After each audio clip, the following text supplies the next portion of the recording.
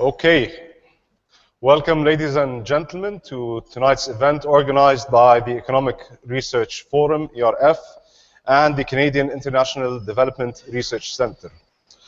I'd also like to welcome those of you in the audience who are joining us online on the Google Hangout and other social media platforms. I'm Khalid Azrarab, the editor-in-chief of aswatmasriya.com, and I have the pleasure of moderating tonight's discussion. So tonight we won't be listening to speeches or lectures. We will be listening to a debate, a lively and engaging debate, we hope, in which each of these teams will try to win you over to their side of the argument. But obviously it's not only about winning or losing. It's also about what we get out of this debate. So hopefully in 2 hours' time, maybe not everyone will have changed their mind. Possibly most of us will still be on the same side of the argument as they are now, but they'll have a richer opinion and a better understanding of the issue at hand. So what is the issue at hand? Well, it's not whether governments should aim for growth or equity. That's not a real debate. Any policymaker knows that they have to combine elements of both. Even the most radical governments throughout history have aimed at achieving some sort of the two goals combined. Ronald Reagan, the patron saint of tax cuts, as he is sometimes called, actually increased taxes in 1983 to pay for Social Security and Medicare. And in the Soviet Union, meeting production targets were so much of a priority that millions were starved to death so that the country could industrialize fast enough. So we're not talking about absolutes here. We're talking about priorities. It's not about ready-made policies that work for any country anywhere, but about Arab countries in transition, with all the challenges, the opportunities, the peculiarities of these countries. Is the economics of growth more of a priority than the politics of equity? Yes, says this team, and no, contends the other team. On the yes side sits Devarajan, the chief economist of the World Bank's Middle East and North Africa region, and Hoda Selim, an economist at the Economic Research Forum in Cairo. And confronting them on the no team is Ahmed Galal, the managing director of ERF and former finance minister of Egypt, and Ravi Kanbur, T.H. Lee Professor of World Affairs, International Professor of Applied Economics and Management, and Professor of Economics at Cornell University. I refer you to the handouts you've got for more details about the panelists' long records of achievement. Tonight they will be presenting their own views, not their organizations. And now let me just say a few words about the structure of tonight. We'll start with a vote, an initial vote, in which we'll assess how this audience feels about the issue at hand. Then we'll move on to the opening arguments. Each member of the teams will have 5 minutes to deliver their opening arguments. After that, we'll move into a 20-minute sort of free-flow debate in which I'll be asking questions and the speakers will have the chance to answer them and to talk directly and cross-examine one another. We'll also have 3 rounds of Q&As, 2 from this audience here in the room and 1 from the audience online. Then the closing remarks by the speakers, and finally a final vote to see which way your opinion was swayed. The debate is being live streamed through Google Hangout on the link.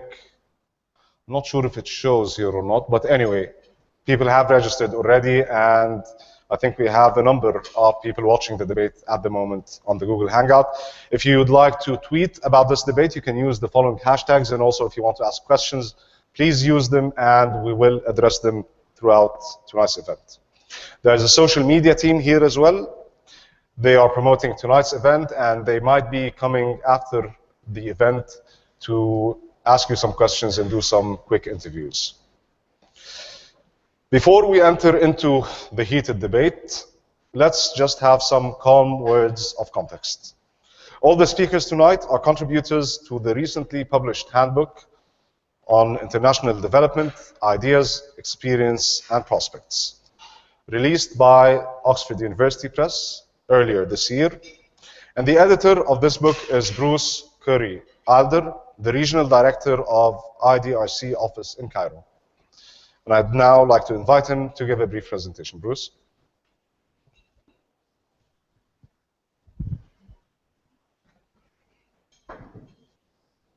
Thank you. Masala here, good afternoon and good morning if you're joining us from North America. As was mentioned, I'm the Regional Director for Canada's International Development Research Centre, IDRC, a Canadian organization that supports knowledge, innovation, solutions for the developing world. Usually, IDRC has a role of supporting other people's ideas.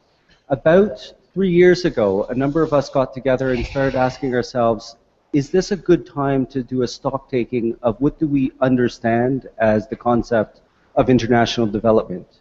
We had just experienced the financial crisis of 2008. We knew by 2015 the development agenda would again be in question. So we assembled the team. All of the contributors are represented on stage. Sorry, all of the participants today were contributors, along with almost 90 others from around the world across 2 generations.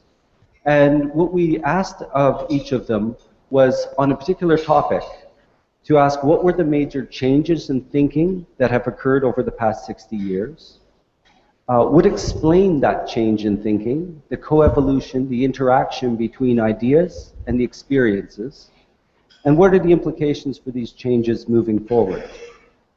Personally, as the editor, it's been a wonderful path. I've had tremendous intellectual discussions with each of the people on stage and look forward to tonight's event. What has also been important is what came out is that development is increasingly about what societies decide to do for themselves, not what the international community or donor agencies tell them to do necessarily. So, without further ado, I turn it over to the debaters in a moment, just to say that if you are interested in the volume itself, the full text is actually available at the site developmentideas.info. And you'll see me again shortly as I will try to bring forward the voice of those of you who are online and make sure those questions are represented here in the audience. Thank you.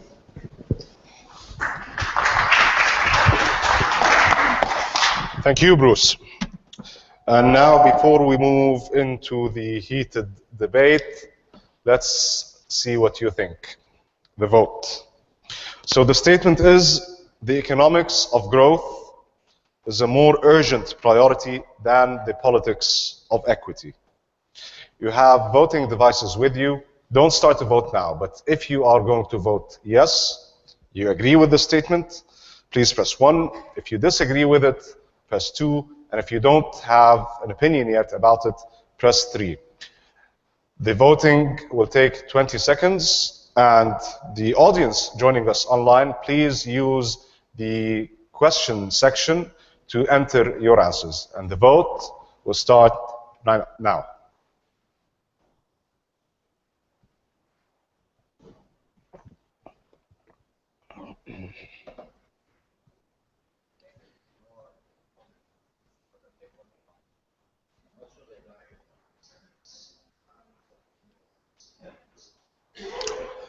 Okay, so yes, 33% of you agree with the statement, 53.9, so 54% almost disagree with it, and almost 13% haven't formed an opinion yet. That's a good swing vote, that if you can sway it, Shanta and Hoda, you will just about win this debate, but you need to get it all. So let's start with the yes camp. Shanta, you have 5 minutes to tell us why you think growth is more of a priority than equity. Thanks very much, Ahmed, and good afternoon, everybody. The reason why we're even debating this question is that it's quite appropriate, and I'm sure our opponents will bring this up, that we have observed countries that have registered high growth, high rates of economic growth, and very little reduction in poverty. But if you look more closely, most of those cases are ones where the growth was due to some increase in a commodity price. Say an oil-rich country like Gabon, price of oil goes up, GDP goes up in Gabon, it doesn't do much for poverty because all of that oil money goes to a few families. If you ask the question differently, what are the policies that are required to reduce poverty? It turns out, and we will try to convince you, those are the same policies that are required to promote economic growth. And that is why the economics of growth is more important than the politics of equity. Let me explain why. The reason is very simple. If you look across the developing world, and we document that in this volume as well, the reason why some countries are stuck with high poverty and low growth is that many of these policies are captured by the non-poor, affectionately known as the rich. Right? And so if you can devise policies that generate growth, those are going to help the others, the people who are left out of the growth process because it's being captured by the rich. Let me just illustrate with a few examples. There's many countries that run large current account deficits because of macroeconomic problems, and the real exchange rate becomes overvalued. Now, an overvalued real exchange rate is actually a big benefit to rich people because it makes imports cheaper. And so they like to keep the real exchange rate overvalued, and they resist attempts at devaluation. But the experience we've had is that when there is an overvalued exchange rate and you're able to devalue, you get a surge in growth, as well as the fact that now you make tradables goods more attractive and exports grow, and most of those exports are, in poor countries, most of those exports are agricultural goods which benefit poor farmers. So Ghana found out that when they devalued the cedi back in the 1980s, you had this big surge in growth and you get a big reduction in poverty. Trade protection is another way is another kind of policy that is captured by the rich. So you have countries that follow what is called industrial policy, but that really is another way of protecting capital, interest of capital. Meanwhile, these countries have a large pool of unemployed or underemployed labor, most of whom are unskilled. If you can promote policies that generate growth, which is to remove the trade protection and allow the country to follow labor-intensive export growth, you not only get a surge in growth, as China found, but you get employment of the unskilled. So you get a reduction in poverty. Infrastructure. Everyone talks about infrastructure. There are huge infrastructure deficits. Well, and there are countries in Africa that have an infrastructure deficit of only 25% of the population has access to electricity, for instance. Now, which 25% is that? It's not the poor. It's the rich. So if you can actually improve infrastructure so that the other 75% have access to electricity, you not only increase growth, because that's a huge benefit to economic growth, but you allow the poor to have access to infrastructure. And finally, let's talk about education. There's a lot of evidence out there that building human capital, building your human capital base, is the most important ingredient for sustained long-term economic growth. And yet we have huge education deficits. There are countries where not at the primary level, but at the secondary level, only about 50% of the children are in school, and learning outcomes are very poor. Now, again, the rich make sure that their children go to school, and they make sure that their children are educated. In fact, in this country, in Egypt, you have about 70% of the students who go for private tutoring. Well, those aren't the poor children. And you've just run out of time, I'm afraid, Shanta, so just 1 second. We'll have to keep it strict so that everyone gets an equal chance. Well, you know the answer. We have 2 hours to go, so I'm sure you get another chance. Dr. Galal, seems very convincing what Shanta just said. I'm going to stand up. First of all, Thank you, Khalid, and delighted to have you all. I thought that Shanta did a very good job today, played a trick on us, actually. Typically, people say something like growth is important because it generates jobs, because it makes resources available so that you can actually help the poor, and this and that. So growth is good for you on equitable grounds. He shifted grounds. He gave us something totally different. He said, no, no, no, no, you know what? You only need to worry about policies that will reduce poverty. And actually, in the process, you're also helping growth. So he shifted the grounds and got us into policies rather than giving us the old-fashioned argument, right? Now, where did he go wrong? He went totally wrong, by the way. But where did he go wrong?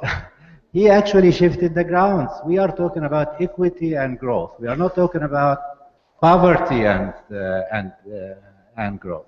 So you actually talked about poverty, not about equity. And in fact, the fact that you wear such a nice clothes is exactly why I'm envious of you. So it is envy. It is me trying to be as good as you are that is bothering me. It's not the fact that I was not eating for the whole week and now I'm eating. That's not the case. So, but in any case, that's not what I really wanted to tell you. What I wanted to tell you was something very different. Let's see. I'm still doing well. I'm going to tell you a very short story, and I'm going to give you 3 arguments. The short story, something that all Egyptians are familiar with. The minister and the bawab, the doormat, they are earning joint income of 10,000 pounds. When the bawab was asked how much money are you making, he said 100 pounds. And the minister is making the 9,900 pounds. They asked the bawab, how many kids do you have? He said 4.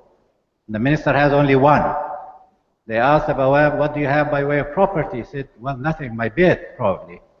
But then they asked the minister, and he said he has a farm and he has a car.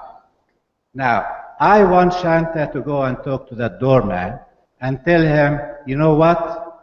We are going to give you the policies that are going to benefit growth, and in the process, your level of poverty is going to be lower. I'm not really sure what the bawab is going to say, but he is not going to buy it. So you should not either. So that is the story. The 3 arguments, and I still have 2 minutes, that's not too bad. The first one is that I think, remember that the debate we are having now is not about equity versus growth. Because in fact, most people on this side, as well as on this side, are likely to tell you, no, we actually want both. We want equity with growth. So that's not the debate. The debate is about the sequence. If you have to do one of them now, which one would you do first? That is the question. The sequence is the question. And I have at least 3 arguments to start with in favor of why it should be equity, not growth, given what I have just said. The first one is that we have been told for the last 100 years that just grow and life will be good afterwards. And it did not happen. The question is, why should it happen now? Why should we believe this team over here? It didn't happen. So I go by historical evidence. It didn't work. That's number 1. Number 2, if you know any society that's totally divided, totally messed up, people are going in all sorts of opposing directions, guess what is one of the most important reasons? Lack of cohesion in a society is because of tragic inequity. People look at their neighbors. If you are driving in Cairo and you look at the places where people have golf courses and compounds, and then you go and see the shacks and the miserable neighborhoods, you can't really ignore that. It just leaves a bad taste, and that is not a society that will endure peace. It's likely the rate of crime is going to be up. So it's not actually good for cohesion of society. If you have ethnic division to begin with, we're not talking about Egypt necessarily, things can get really out of hand. I guess the third reason is that I find the argument in favor of growth over equity almost ethically unacceptable. If you believe all these arguments, then our 53%, I want to see them 98%. And I save you 30 seconds. Thank you. Thank you very much. And the minister in your story wasn't the Minister of Finance by any chance, was he? Okay, Hoda, you go. 5 minutes. I don't think, thank you, Khalid. Okay, so I'm going to say two things. The first thing I'll try to say, I'll try to convince you that growth should come first before equity. And the second part of my talk would be, what did Egypt lose by losing the growth it had before during the mid-2000s? Because growth brought some good things, not always good things, maybe some bad things too, but did bring some good things, and we lost those good things when we lost the growth. So to convince you, I'm going to say three arguments. Let's think, and this first argument is what I like to call the pie argument. If I have a small pie, everybody will be entitled to a small share of the pie. If my pie is not big enough, I need to increase the size of the pie. So in other words, in order to, or without growth, there will be fewer resources to distribute. Fairly or not, that's another debate. And as we're increasing in number, increasing the size of the pie is key. So my main message here, growth is an equity enhancing policy. I'm going to skip my second argument because that's growth and poverty reduction, and this is what Shanta elaborated on, and job creation, and I'm going to come back to that in the case of Egypt. My fourth argument is, over the past 4 years, Egypt has suffered from a low equity, or at best stagnant equity, low equilibrium, a low equity, low growth equilibrium. Given the lack of fiscal space, Egypt does not currently have the resources to promote distribution or improve distribution. It's only through growth that I will be able to create the financial resources that will enable me to finance the distributive policies. So that's my first part of the talk, and my second part is periods of high growth in Egypt have provided a window of opportunity for policymakers. That window of opportunity was never seized. It's not because growth was bad, it's just they never properly used this window of opportunity to improve their distributive or their productive spending or their distributive transfers. Everybody knows, this is common knowledge for everybody, Egypt grew on average by above 5% between 2003 to 2010. That includes the period post-2007 global economic slowdown. That's pretty impressive. The good things that happen to growth are the following. Private investment ratios climbed to historical highs of 15% of GDP. These ratios were halved now. Private investment is only 7% of GDP. FDI inflows were also impressive at 8% of GDP. Today, they're less than 1% of GDP. Egypt benefited from healthier external finances. We had external surpluses, or a tiny current account surplus that became a tiny deficit after the global slowdown. Today, it's minus 3% of GDP. Fiscal deficit or public finances are under huge strain. Fiscal deficit was 7% during 2007-8. It reached 14% of GDP 2013. Again, it doubled. Managing public finances or external finances through Gulf money or aid from outside is not sustainable. It's not something that Egypt should continue doing. That's my opinion. Growth was able to create employment between 2004 and 2010. Employment growth was 4%. Today, it's 0.2%. There's almost no job creation today in the job market. Finally, poverty in Egypt decreased between 2005 and 2008 due to large economic growth, a fact empirically verified.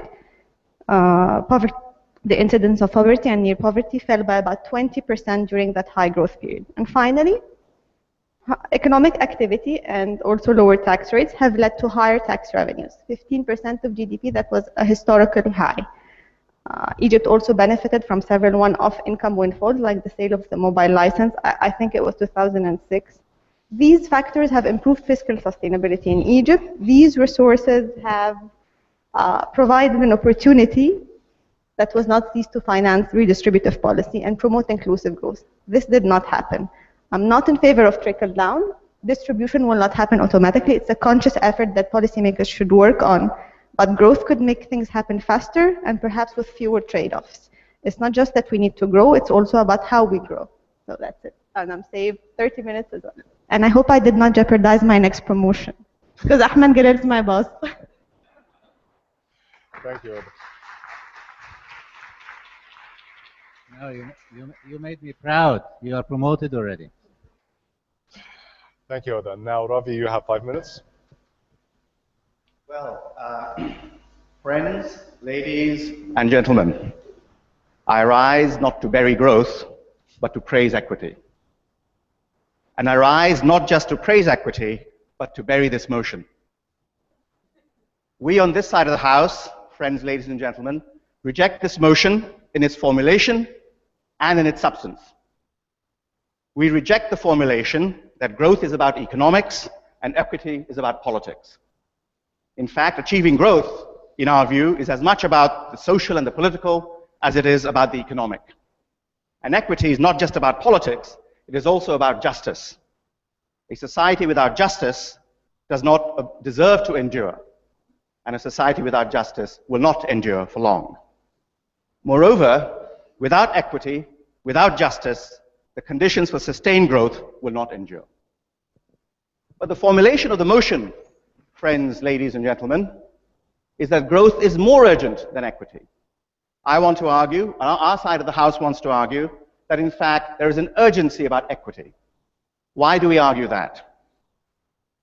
There's a technical progress train that is heading our way, ladies and gentlemen.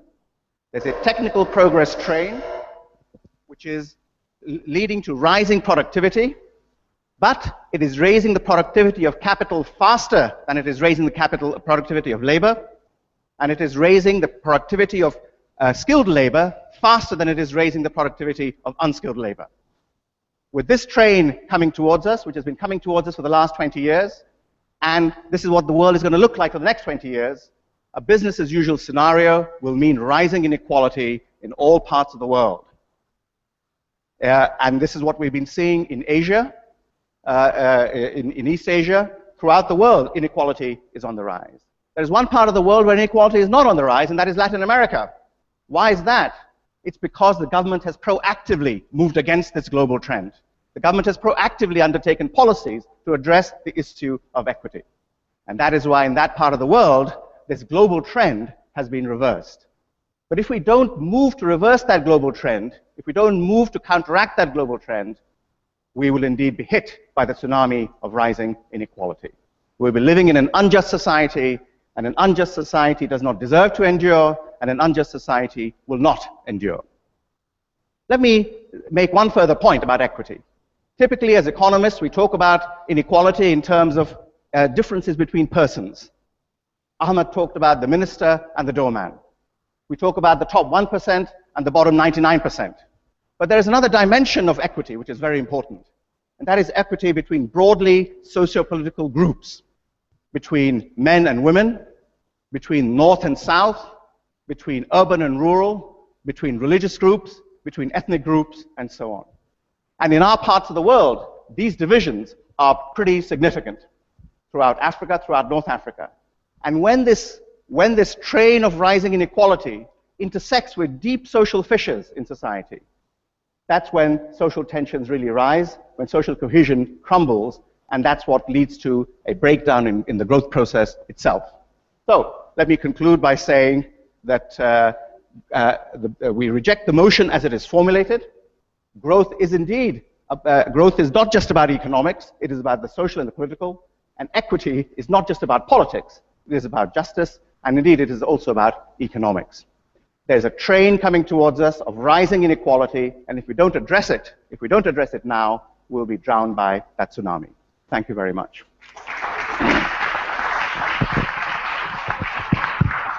Thank you.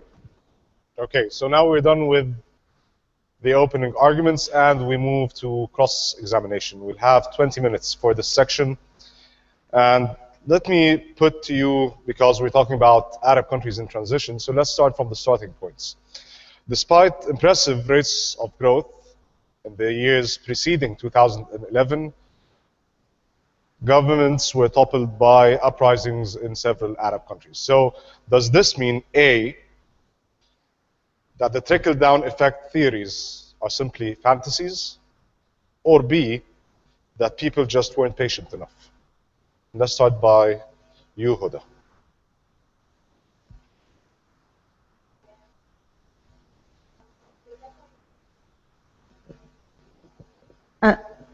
Okay, I'll just pick up on what my closing statement is that I don't think the trickle down happened. I'm not a fan of trickle down. I think that government should be proactive in pursuing just active distributive policies.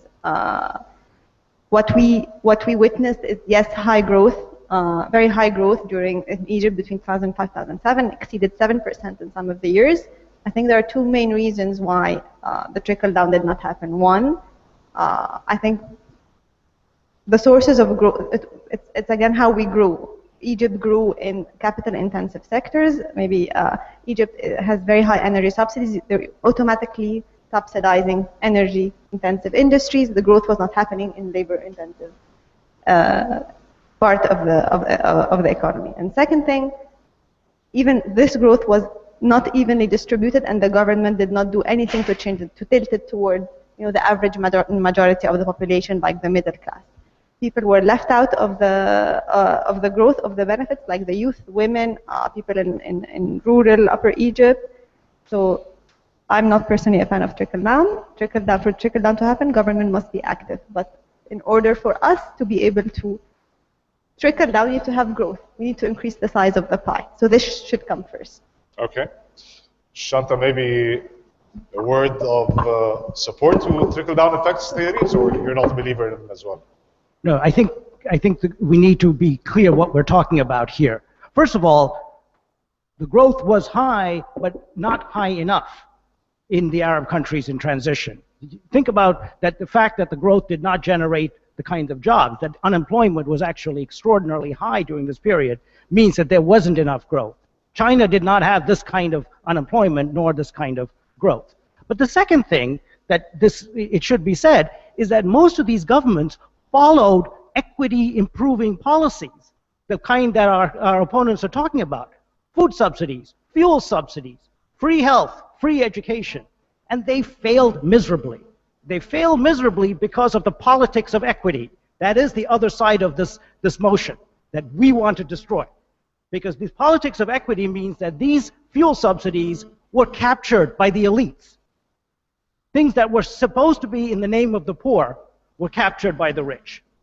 So it is very dangerous to pursue the politics of equity at the expense of growth that will generate jobs for the 26% of the young people who are currently unemployed in these countries. Okay, Dr. Galal, do you want to respond to that? Shanta never ceases to impress me. Well, this time he said actually it's not a question of trickle down didn't work out, nor a question of what is the other one? You said two things. People are impatient. He shifted to something else. He actually said that growth was not high enough. So all you need to do is just work harder to make sure that growth is even higher than higher. How can you do that? There are limits to the sky. Now, the more serious point, though, is the following. Is really the link between politics and economics. Taking policies that will elevate higher growth is not good enough. Because the fact of the matter is that there is something called the politics of policies. The fact of the matter is that the nature of the political regime is the one that decides on which policies to adopt and which policies not to adopt, whom they favor and whom they don't. And if the political regime is biased in favor of the people who wear nice suits like you, then you're not going to get any improvement in inequality, you're not going to get people bothering about reducing poverty, none of the above. So the fact of the matter is, previously we had an elite, a political regime that was biased in favor of a group, and now we have an opening in transition Arab countries. I am quite optimistic about what kind of policies the political opening is likely to generate in terms of what policies people are going to adopt. And they are going to be much more sensible policies than in the past. And you're not going to be accusing the regime of you're doing subsidies for the poor, therefore, and it's badly used. Hopefully they are going to be smarter. And if they are not smarter, Egyptians are going to go on the street and ask them out. So the problem really is not in trickling down or not, people being impatient or not. The problem was the character of the political regime that's now being changed. One would hope that with a more inclusive political institutions, better policies will be adopted and there will be more equity rather than asking for higher growth, you would be having more equity and hopefully in the process, as we would argue later, more egalitarian society actually grow faster than less egalitarian society. Okay. Thank you. So let's start playing with practical scenarios. And in Egypt, we have a huge budget deficit, and you can either increase revenues or cut spending. And my question is to you, Ravi, in such a case, in a case like Egypt, what would you go for? Would you increase taxes on the rich, or would you cut more subsidies? Well, this is probably a question for the former finance minister, but let me try and address that question. So I think there are major sources of revenue which are untapped in all of our countries, and I believe the problem with accessing them is again a political problem, not necessarily an economic problem. The central source, the main source of revenue, which I believe can be accessed, should be accessed, is the rising value of land and property across urban areas in all of our countries, not just in Middle East and North Africa, but in East Asia, everywhere. Okay? And this policy of taxing the rising value of land and of property would get support across the board. Would get support from the IMF, who would be very keen on fiscal balance. It would actually get support from mainline economists who actually support the taxation of property as being an efficient form of taxation. And that additional source of revenue would help to close the deficit. And I would not be in favor of closing the deficit at the expense of, or rather on the backs of, the poor. That would be my position. Okay. And Hoda, so one of the issues that have been quite controversial in Egypt in recent years has been the real estate tax, which is one example of property taxes that could be raised. Would you go for increasing these taxes? I think that, yes, I mean, Egypt does, we have a financing problem. It's been there for years, and it's there now. The real estate tax is, I think, feasible, doable, but I'm worried about right now how much money will it bring. Do you think this is the solution? Maybe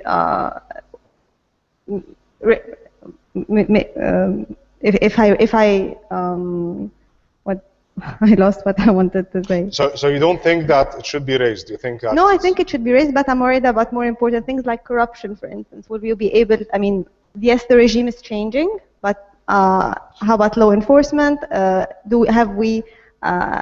Will the government, is it the right time to do this, given that we need to estimate the land, we need to, I mean, it's been, we've been toying with this idea for years, but is this the right time to raise it?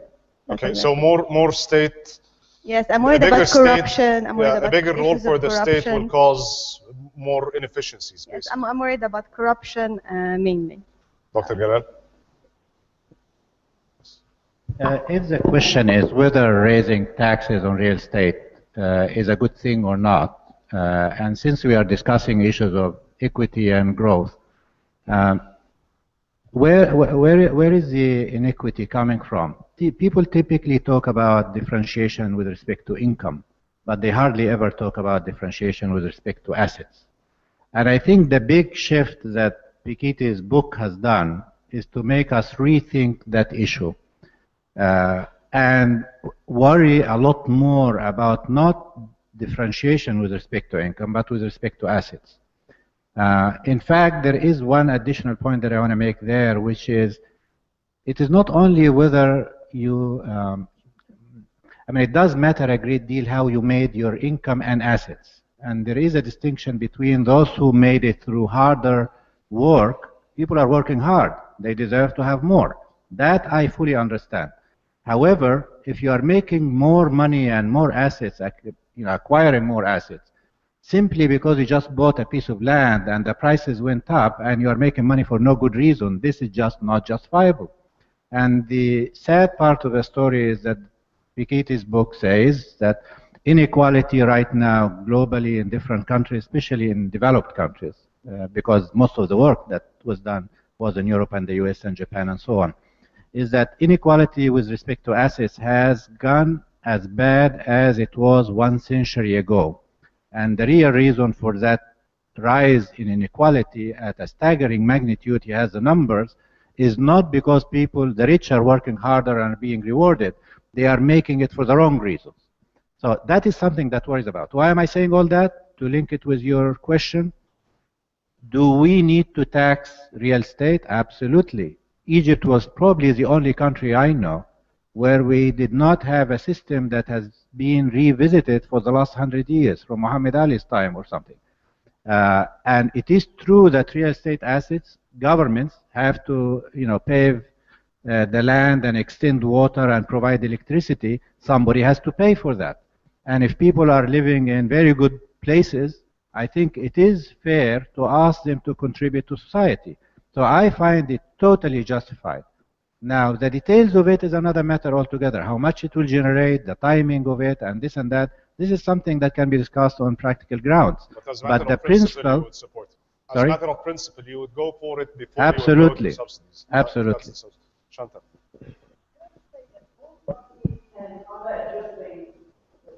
Strongest argument for the proposition of this debate, because they're both talking about a tax that is, let me explain. You're both talking about a tax, a real estate tax, that is the least distortionary tax. It has the least deadweight loss. So they're really interested in efficiency. And that's exactly what the point of this debate is. If you want to reduce poverty, do it in the most growth-enhancing way. These taxes are the ones that will increase growth. So they are prioritizing growth over equity in order to achieve poverty reduction.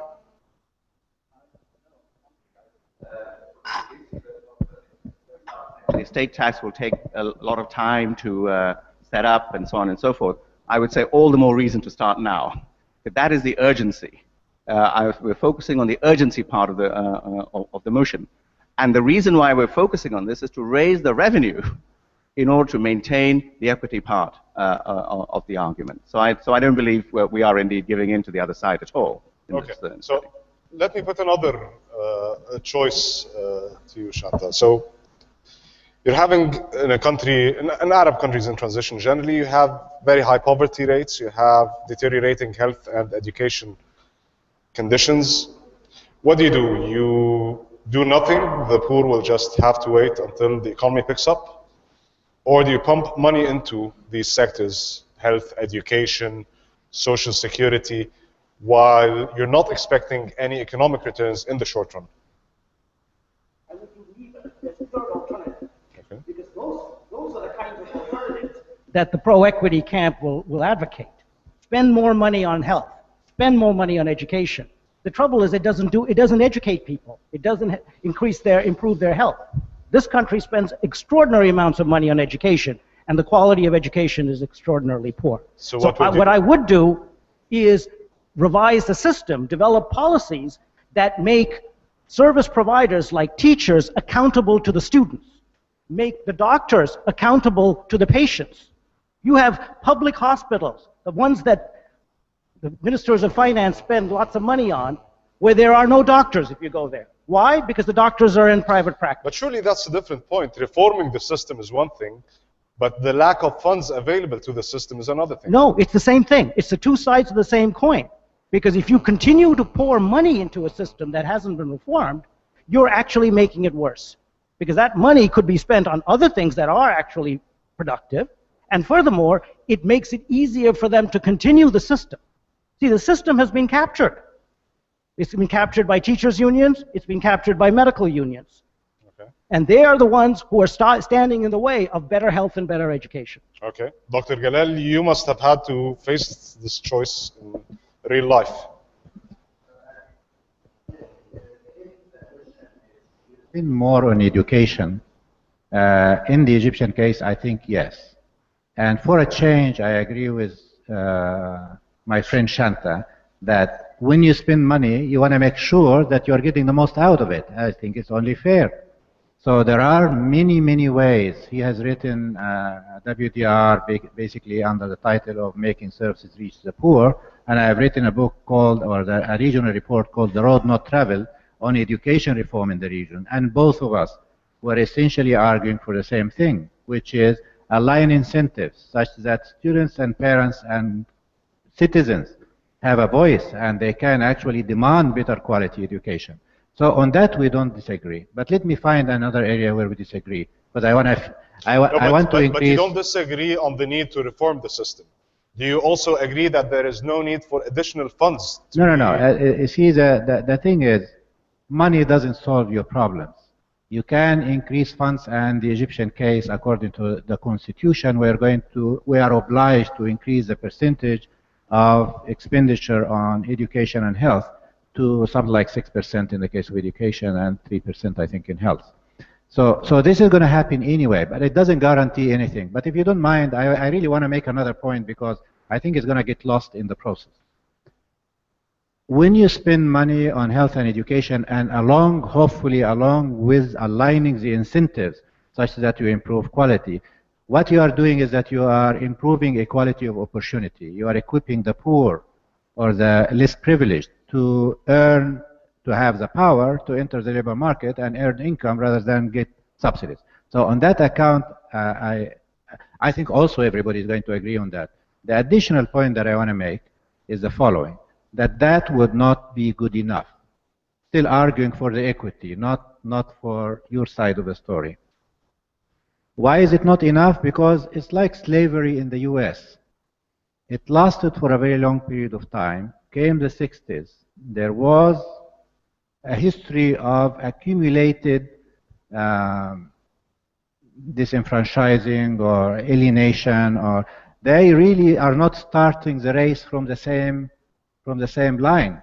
Therefore, they need to have the affirmative action, the compensatory arrangements. You need to do more than equalizing opportunities. Equalizing opportunities is going to take a very long period of time to materialize. That's number one. Therefore, you need to do something on income and assets. Taxation of income and assets is your shortcut for bringing about more equity in the short run. And equalization of opportunity as a concept, it's a great concept, but it's going to take too long, and my Bawab is not going to be happy about it. Okay. Can I make an observation that it seems to be a very odd argument on the part of the opposing side to first of all say that we should have a more equitable distribution of public expenditure and claim that that is supporting their argument.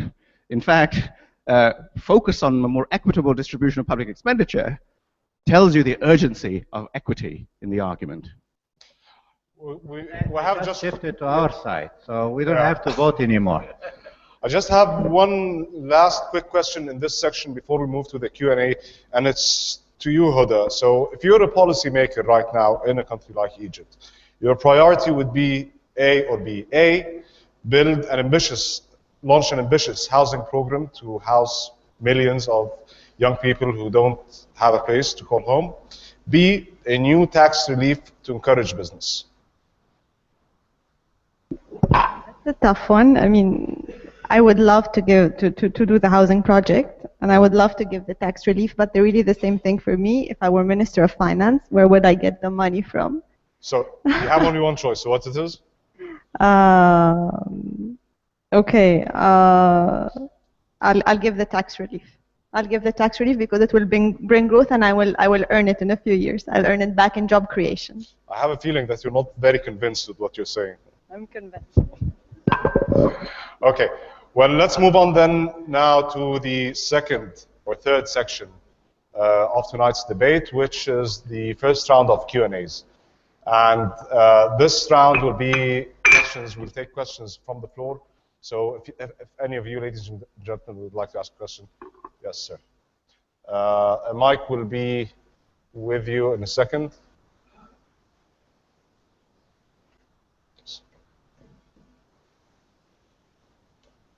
Ms. Sultan Abu Ali. I think Shanta put the question in a different way. He said it's either growth or equity, and he prefers growth. The question is not either or, it's which comes first. And if you ask me, I would say that people who would prefer growth first, they are basing it on the account that you need investment, and to finance investment in a proper way, you need savings.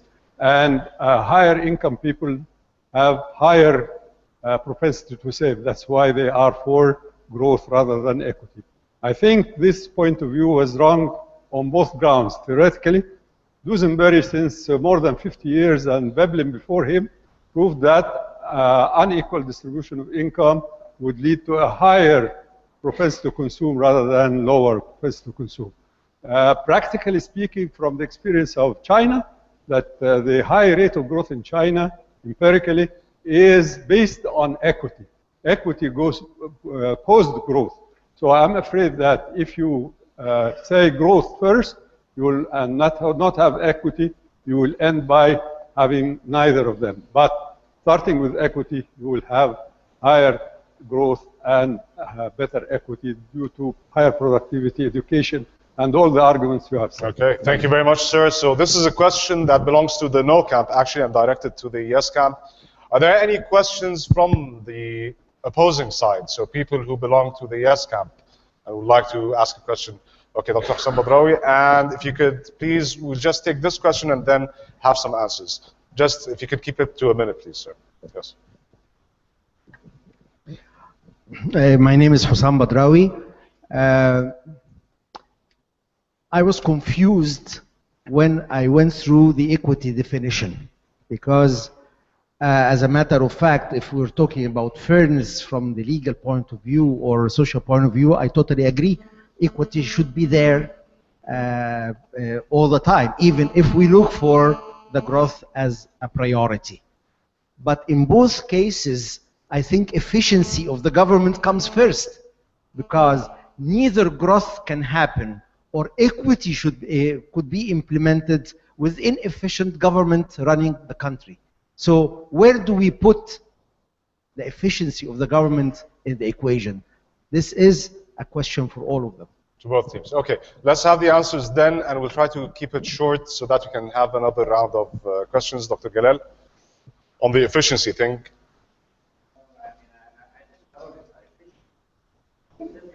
Not efficient.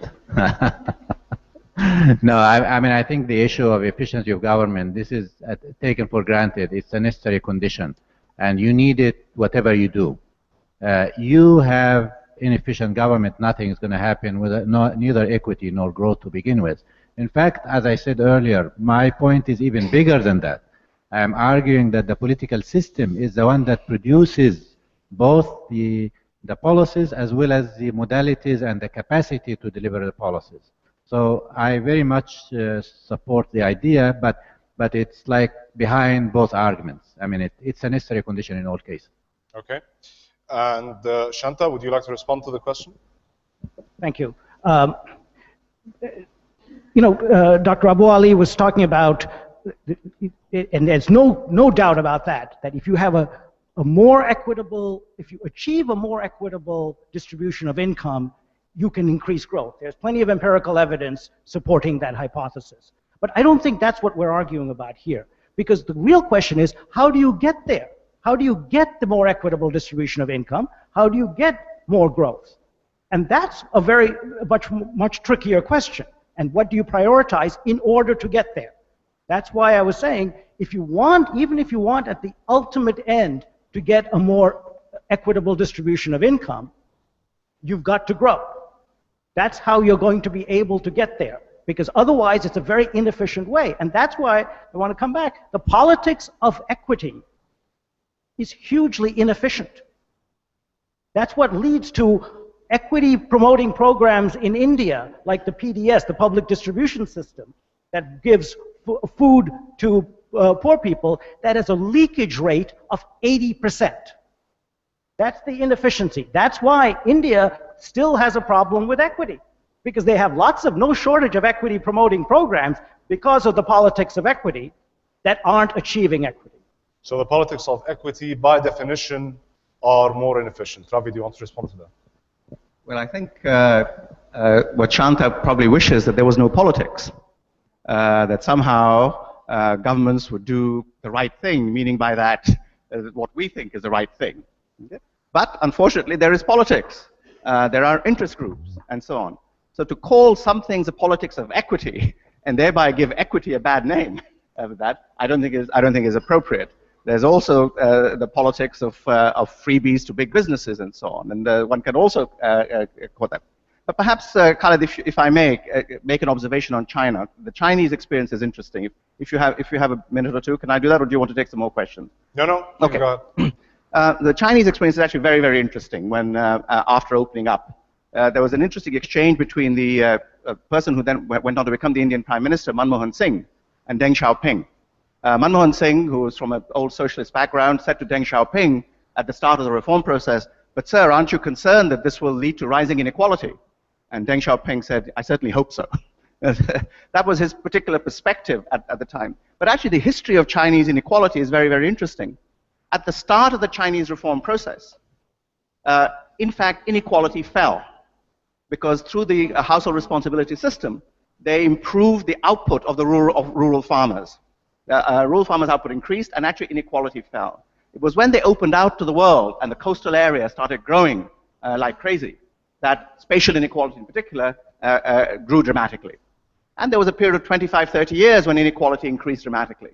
But pretty soon, as I said, an unjust society will not endure for long. There were riots in the inland areas of China, and there's a religious issue there, and the government changed its stance to a Western-oriented strategy. And in fact, now you can see that particularly spatial inequality in China is not decreasing, but it is plateaued.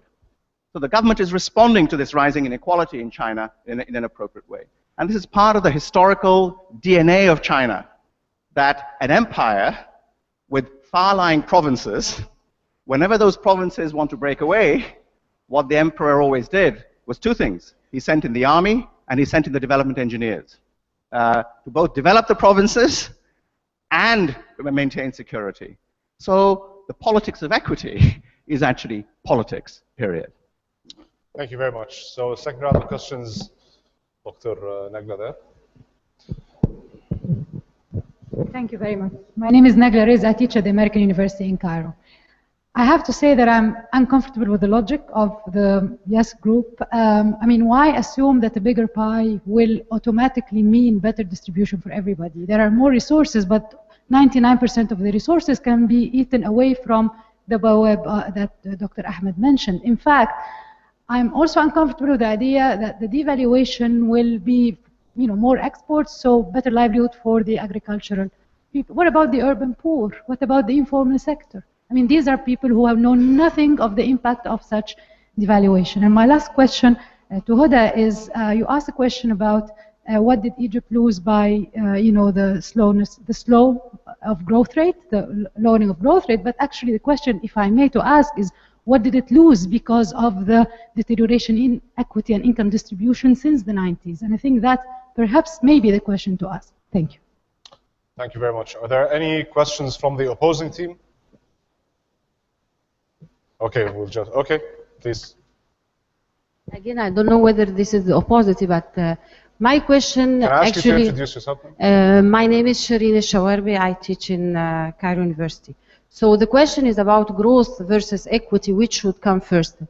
Do we expect to have one unified answer for all countries in all times, meaning that the initial conditions sometime would make yes answer, and in different conditions we may have a no answer. So when I look at a country where equity is quite decent, but they are all poor or middle income class, no, not middle income, middle income category of things. So maybe not, then we need to have higher growth rates. We focus on growth. If we have large gaps at higher level of incomes, maybe then we need to look at more equity.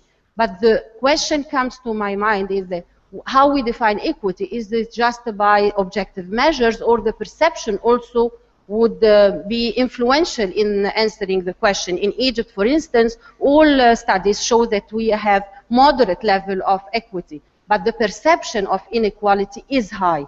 So this is again would lead us to this kind of politics. It becomes a political question. This is very interesting. And actually the question is that in Arab countries in transition at the moment.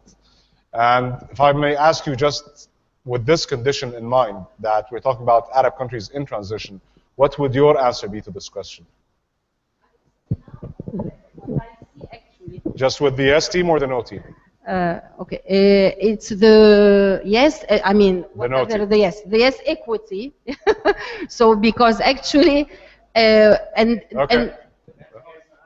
they are the no team. No what? No growth, but equity, right? Yes. Thank you. I wasn't here in the voting, so I don't know what is, but equity. Thank you. Okay, Hoda, let's start with you.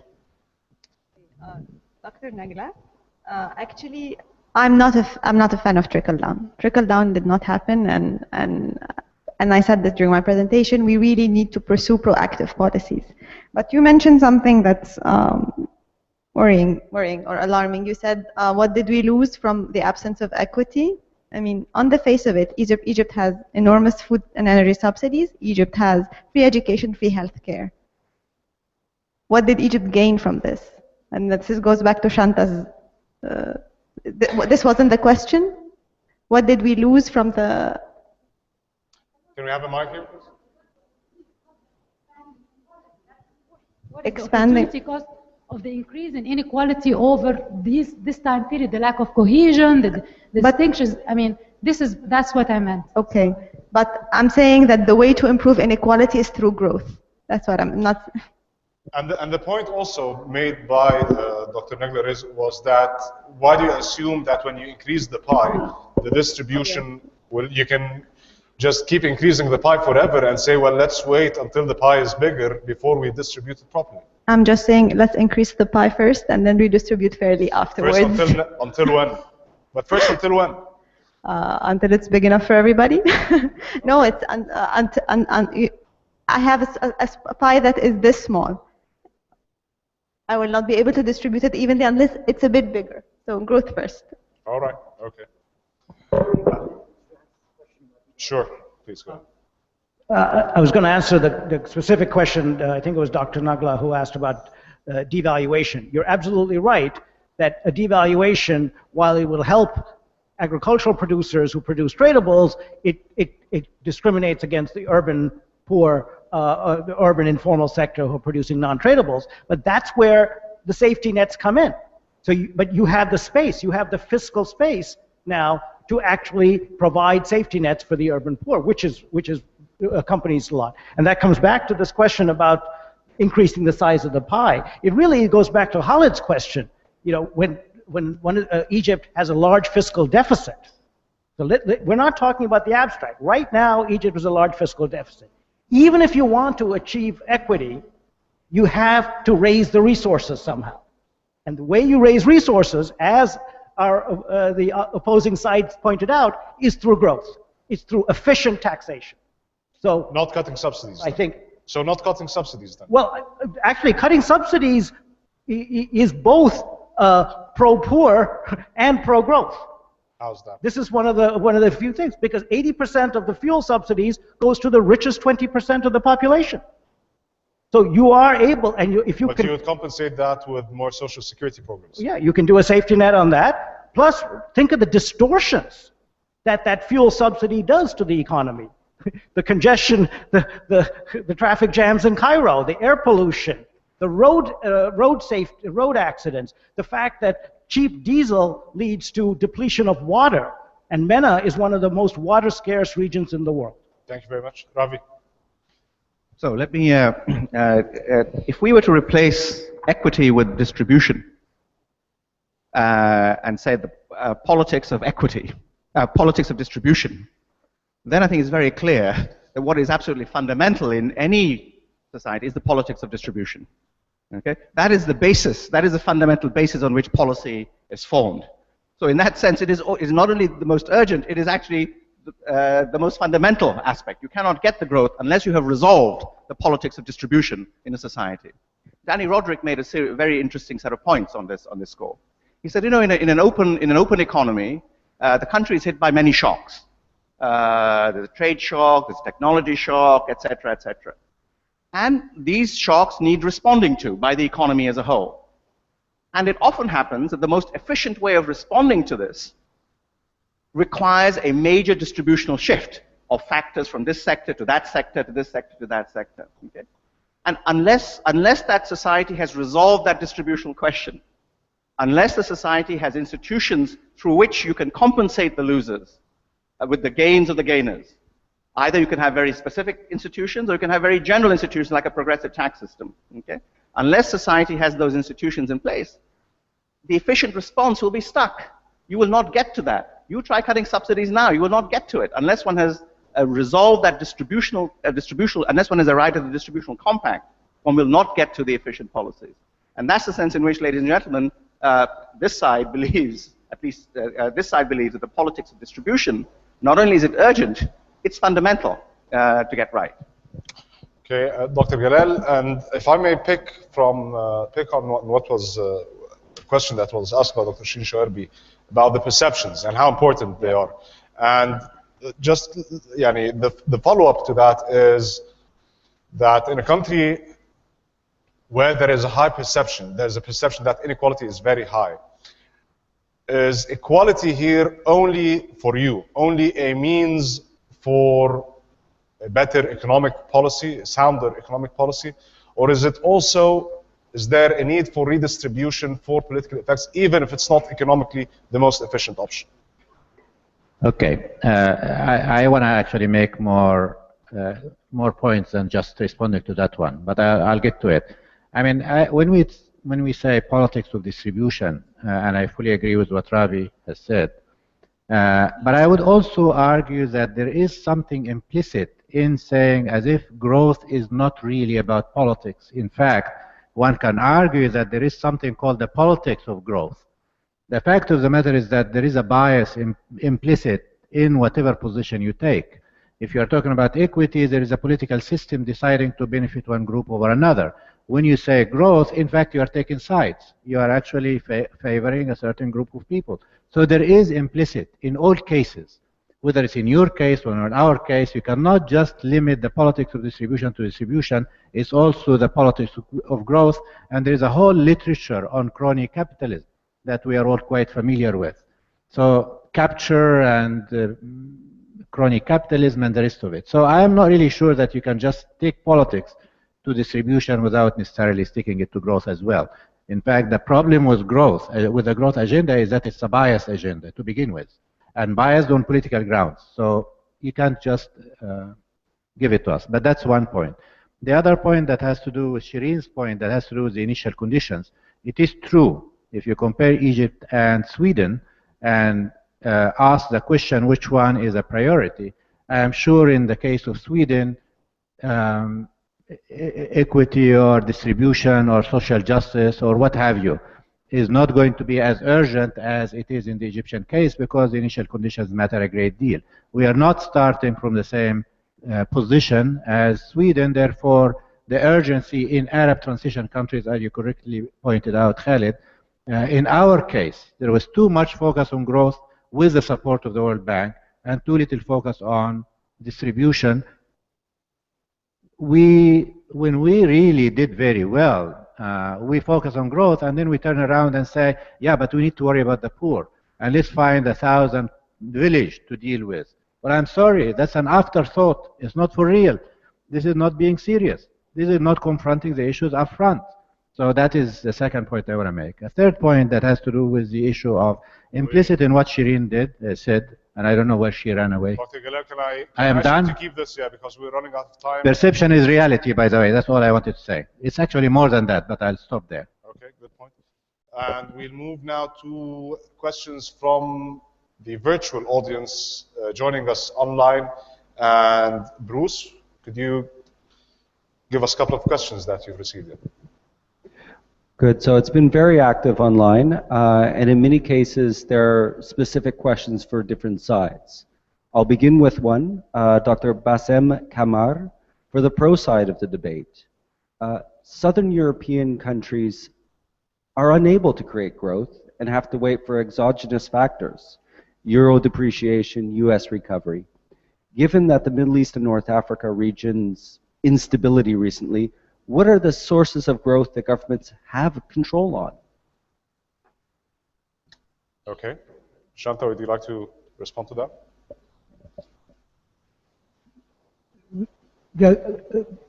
The instability varies tremendously across the Middle East and North Africa region. So let's not talk about the Syrias and Iraqs, which are in full conflict.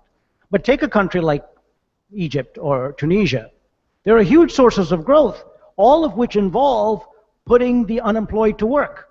So we can actually increase, take Tunisia. I don't want to talk too much about Egypt because there are a lot of other experts here, but Tunisia has got an educated population situated right next door to Europe with pretty good infrastructure.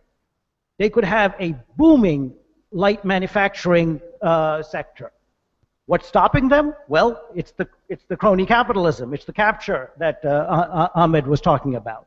So you can have growth, double-digit growth in Tunisia, and address the problem of equity if you are able to get the policies right for labor-intensive growth. Hoda, please. Okay. And I just want to say that despite the political stability that Bassem is mentioning, if I got the name right, Egypt has managed so far to escape a recession over the past few years. I think growth is around 2%, so we still have growth. It's not that bad. And I want to say that the same instability is hampering the redistributive policies as well. It's a common factor for both. It's bad for both. It's not just bad for us. Okay. Bruce, can we have this second question? Dr. Kamar's challenge for the con side. Tax evasion lowers revenue and limits the available funds for poverty alleviation, in addition to increasing deficit and debt. What effective measures should be taken against those who make huge profits and don't pay their taxes? Yeah, Dr. Galal. I want to know whether the person who's asking the question is tax evading or not, because if he or she is, I'm going to send a few police officers running after them. No, look, I mean, to broaden the question a little more, I think no one on this side is arguing for inefficient way of doing anything. We are not arguing for inefficient subsidy. Subsidy that's misguided. Ragi Assad will tell you that spending that much money on higher education essentially goes to the rich, not to the poor. You mentioned the point about energy subsidy. Most of it is going to the rich, not the poor. You will not find us taking the view, not only on fiscal grounds, but on equity grounds, arguing for the status quo and arguing for no change of policies, no matter how inefficient they are. That is just not the way we think about it. We are arguing that you need to worry about equity because it has been a forgotten idea for a long time. And we need to do that as efficiently as possible. So, you know, arguing for more equitable outcomes is not an argument for doing it in whatever way that comes your way. So that's my answer. Tax evasion is just unacceptable on all grounds, not just as a crime, but nor on just missing resources. But it's the wrong way of doing it. Yes, and can I just no, it's to you, Ravi. But I mean, picking up from what Dr. Galal just said, so no one is arguing for the status quo. Everyone, both sides are arguing for some sort of policy change. Your side is arguing for one sort, their side is arguing for another. But are there any examples, concrete examples, certain policies that you would like to see? Well, let me respond a little bit to with reference to my broader notion of equity and references to political balance and political equilibrium in a country. Let me give you the example of Ghana, a country in West Africa that I know reasonably well. And I can also give you a second example later on of Malaysia if we have time. Ghana is a country which has a north-south divide. It has a north-south divide. The north is poorer than the south. The south, it grows cocoa and export crops. The north is Sahel and savanna, and essentially grows root crops, historically poor. And Ghana has had a great growth performance in the last 10 years. Measured poverty has come down. Standard measures of inequality have gone up, the top 1% compared to bottom 99%. But what's really important is not that measure of inequality. It's that the gap between North and South does not seem to be closing as fast as one might want. And all I have to tell you is that the North in Ghana is primarily Islamic, and the South is Christian and animist, to tell you what an explosive cocktail, this political cocktail, this is. And in a country like Ghana, to maintain political balance, you have to maintain regional balance. And you have to put infrastructure and investment in a part of the country where standard efficiency arguments, or even standard equity arguments in terms of the top 1%, bottom 99%, may not lead you to those policies. But the political equity, the politics of distribution is absolutely central. And we will not have a country to talk about if those seemingly inefficient policies are not carried out, which maintains a political balance in the country. Okay? So things that may look inefficient to one are actually keeping the show on the road. And I think that's something one has to bear in mind all the time. The second example, if I may give, is from Malaysia. In the late 1960s, Malaysia was riven by ethnic riots between the Malays, the Chinese, and the Indians, the three major ethnic communities. Okay? And Malaysia introduced in 1969 the so-called New Economic Plan to balance out the different groups. Again, one might think in conventional economic terms that this was inefficient. This was the wrong thing to do. But it maintained the peace for 30 years and was the bedrock of the high growth that Malaysia saw in those 30 to 35 years. So I think the politics of distribution keeps the show on the road. Let's not forget that. Which might be particularly relevant when countries are in transition, no? Countries in transition and have these structural divides in the country which go back historically or come from colonial times or whatever. Sure. When Ravi mentioned Malaysia, it actually reminded me of another counterexample. Because I think his very skillful shifting of the definition from the politics of equity to the politics of distribution is dangerous. Because it means you can justify almost anything under the politics of distribution. Let me give you the example of the contrast between Malaysia and my country, Sri Lanka. Both introduced what you might call draconian redistributive policies, which in Malaysia's case, in favor of the Malays. That was the new economic policy, which required the Malay, every firm to have a Malay on its board and so on. Sri Lanka had affirmative action for the majority, the Sinhalese. Right?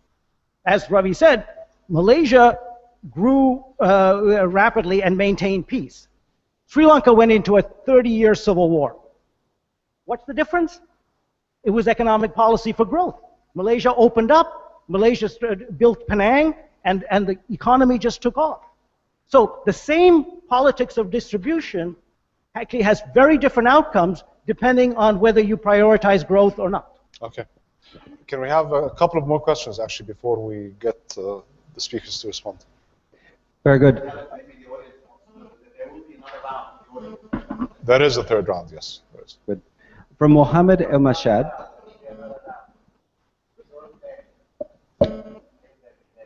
There's a third round for the audience here. We're having this round from the audience online. So from Mohammed El Mashad online, to both sides.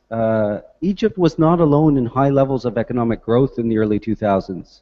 It was a general trend for comparable states. He would like to hear your opinion, both sides, on the quality and sustainability of growth in places such as Egypt. Okay. Can we have another question? Because there might not be time to get back to... Good.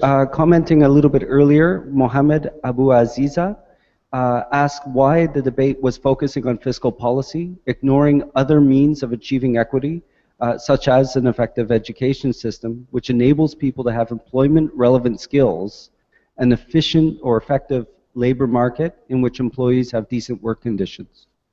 Okay. Hoda, would you like to respond to that? Okay. No, but just on the question on everything boils down to fiscal policy. I mean, who's going to finance whatever education training programs or So just for the second question, it all boils down to the instrument you're going to use, and it's about the money that you're going to use to finance your reform, your distributive reform. So that's just it. The question about Egypt in comparison to other countries that grew rapidly, some of whom did a lot better than Egypt did, it really comes back to what Hoda was talking about earlier. It was the quality of growth. And what was behind, because Egypt grew but did not create jobs. You know, one other factor, I mean, coming back to distribution, you know, I think we do agree that some of these measures of equity or distribution are somewhat misleading, because Egypt has a relatively low Gini coefficient, for instance, compared to other middle-income countries. But if you look at the income of the people living on $4 a day, the percentage of people living on $4 a day has stayed the same since the 1990s in Egypt. So there's been stagnation, but it's been stagnation of a middle class.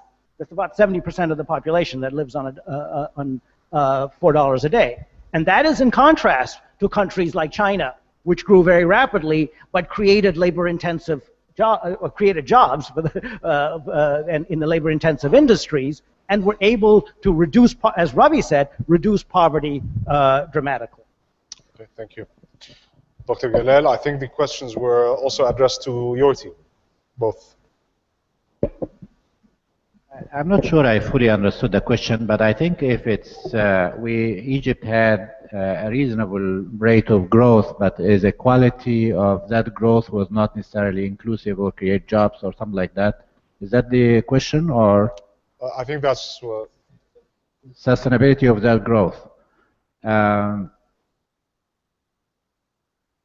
I mean, this is really a question for our friends here, because growth without distribution, you get a revolution.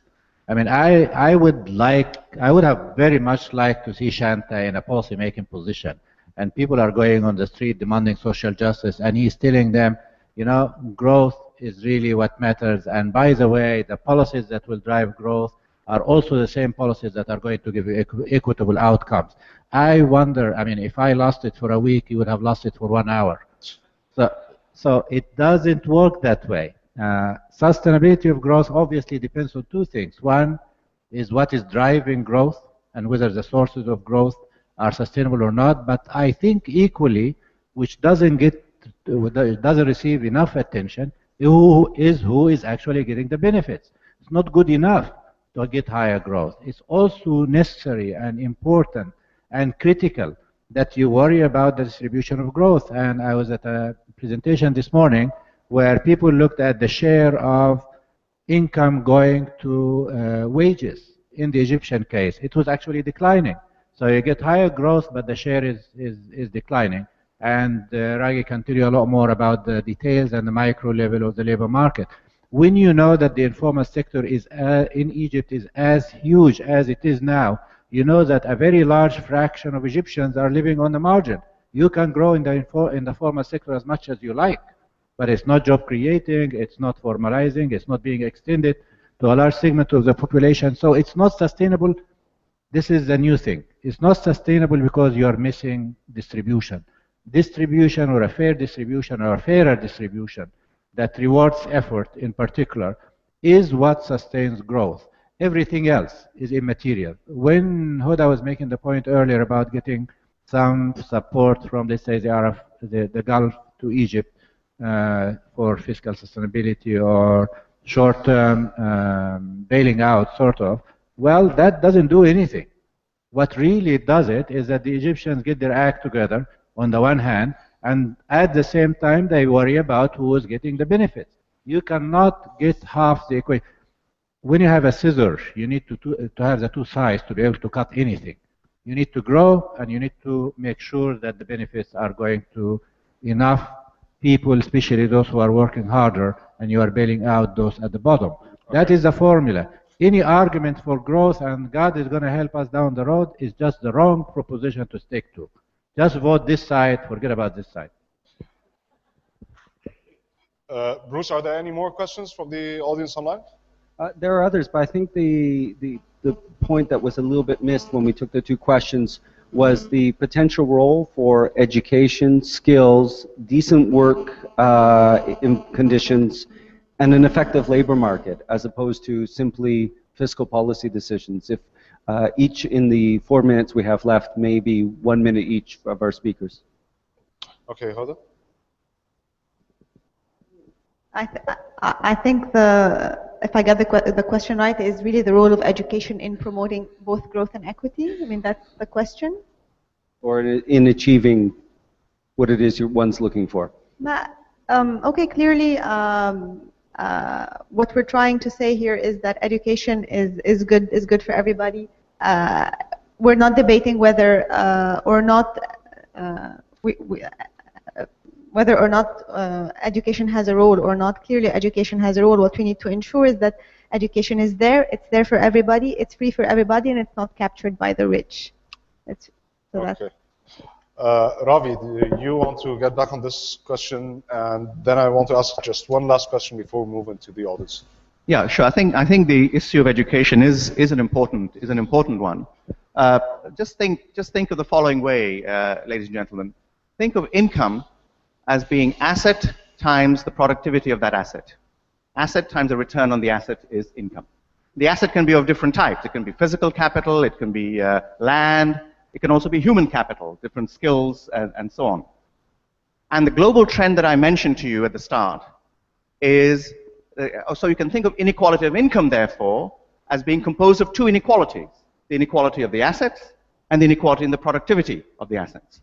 And the global trend that I mentioned to you before is that the inequality in the productivity of assets is on an increasing trend, is on a sharp increasing trend.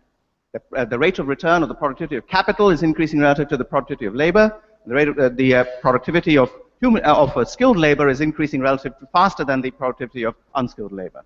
Okay, so this is the future. If we don't do anything about it, this is the future. How can we address it? The answer to me is not to block off this global trend, because that would be foolish, because you're then giving up the productivity increase that's going to come from that. The answer, rather, is to work on the asset side of the story, to work on the inequality of assets to counter the rising inequality in the productivities of the assets. And that's where I believe education plays a crucial role in the human capital side of the asset part. Reducing the inequality of human capital is the policy instrument that we have to counter the rising inequality in the productivity of the returns to human capital. Okay. And in the minute and a half we have left before we go to the second round of audience questions, this is my question to all of you. If you have just one wish for a policy initiative that quite explains your team's point of view, a policy initiative that you think should be set in motion in Arab countries in transition, and which explains why you think you're answering no and why you're answering yes. Let's start with you, Ravi. Well, I think starting with what I was saying and what I said earlier, the focus could be or should be on the reduction in the inequality of assets of different types. I'd already mentioned the estate tax, I would mention the property tax as being one, and I think we should work towards that. That would be my one of my major initiatives. All right, thank you, Dr. Galal.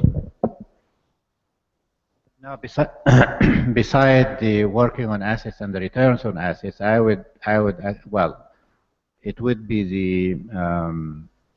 the opportunity side, because if this is a supply side, then you need to worry about the demand side.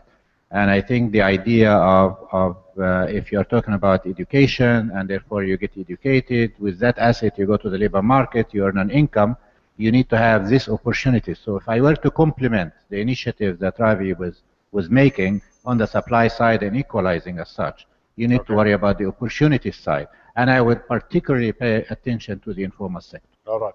Just keep the clock for now. We'll get the answers from the yes team. Hoda, please. Okay, I can think of two, so if I may. The first thing I think of is actually an anti-inflation policy, and it should be good for both. Inflation is bad for anti-inflationary policy. Inflation is bad for growth, we know it. Inflation is very bad for distribution as well. We know that inflation has been the primary reason for moving people below the poverty line in Egypt. So anti-inflation, it's easy, it's doable. I hope someone from the central bank is here.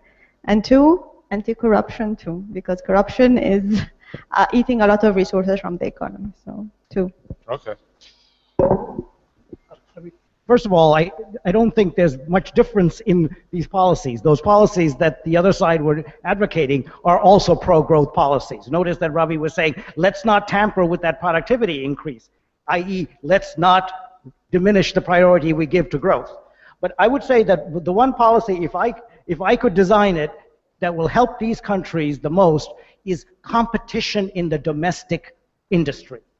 Promoting competition will give the small and medium enterprises a chance to grow, to create jobs, and will be part of a dynamic economy that will actually address the main problem here. All right. Thank you very much. And now for the last round of questions from the audience for 20 minutes. Mohammed, yes. Please introduce yourself. Okay. Sorry. My name is Mohammed Abu Besha. Just have a question for Dr. Galal. Where do you see the current Egyptian government? Is it your camp or the other camp? Okay. And the question. Okay. Well, we'll have a second question and then you can have your follow-up question. Yes, please. My name is Samer Atallah. I teach at the American University in Cairo. My question is actually to yourself, and let's say if I buy your argument, which I don't, but let's say assume that I buy your argument, and you mention a good point, which is the issue of how the interests of people at the top matter in the policy formation, and that what you need is policies that are pro-poor that generate growth. So my first fold of the question, so is a political change towards a more inclusive system a necessary condition for what you call pro-poor growth? And my second fold is there is a lot of evidence that suggests that the inequality in education, the inequality in human capital, the inequality in assets is driven mainly by inequality in wealth. So in order to support your policies of poor growth, would you support a redistribution of wealth policies? Thank you. Thank you. Dr. Galal, a very simple and direct question to you. I didn't think we are on a TV program, and I get someone asking me an embarrassing question about the current government and the previous government.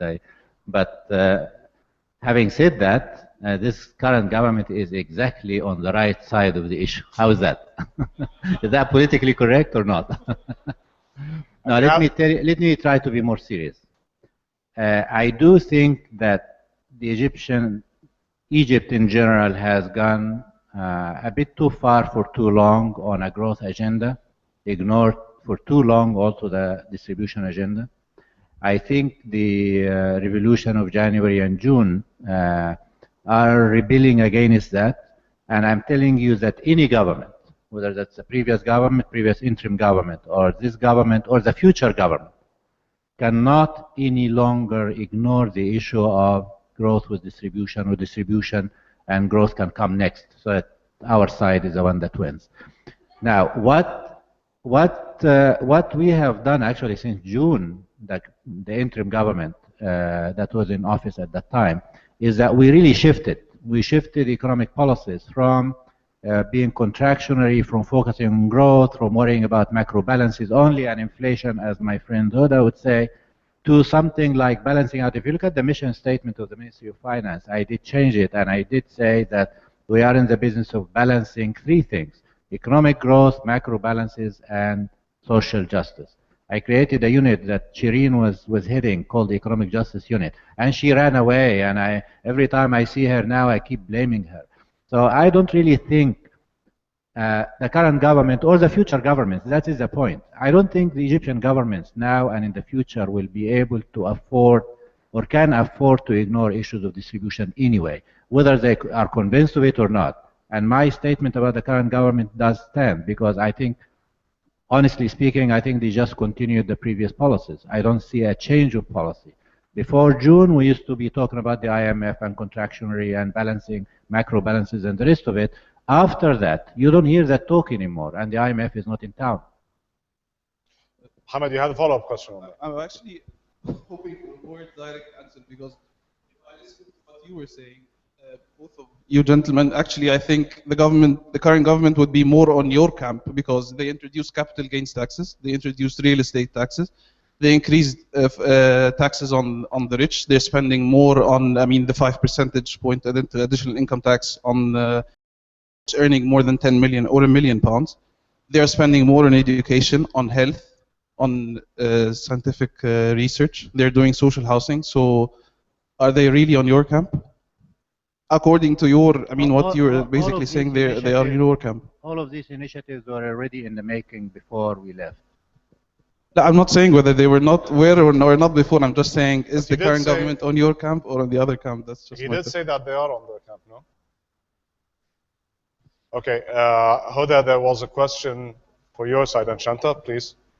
Thank you. I'll take the question about whether you need political change for a more inclusive system, which is perfectly right. Yes, of course.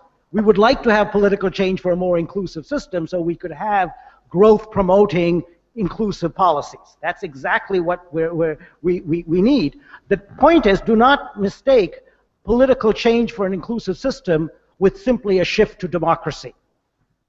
That's the danger, because you can look at China versus India. India is a democracy. China is less of one, shall we say, and yet you see more inclusive policies in China than you do in India. So you can actually have democracies that are captured by elites just as well as we see non-democracies. The second question is about whether we would advocate for redistributing wealth. Again, in principle, yes. But in practice, be very careful, because there are lots of distortionary policies that can be introduced under the rubric of redistributing wealth. Do not forget that the fuel subsidies in the whole MENA region were introduced during the oil crisis, the '73 oil crisis, as a way of redistributing wealth. This was the point. It was to protect the poor. It has completely backfired. It protects the rich and costs the government 6% of GDP. Okay, thank you. Do you have a follow-up question on that? Okay. I chose my word very carefully. I meant redistribution of wealth, not redistribution of resources. So would you support something like a land reform policy? But then that actually gets back to Ravi's point earlier. We would like to see land reform, land redistribution, but the history of land reform policy, the history of the attempts at land reform policies has led to revolutions and civil wars. Look at El Salvador, look at Guatemala. So let's be careful by just going ahead with these policies. That's the thing, these policies are not innocent. They get people very upset with you, and some of those people have guns. Okay. Let's move on to another. Sorry, we'll move on to another question from the floor. From Bisen, you want to ask him?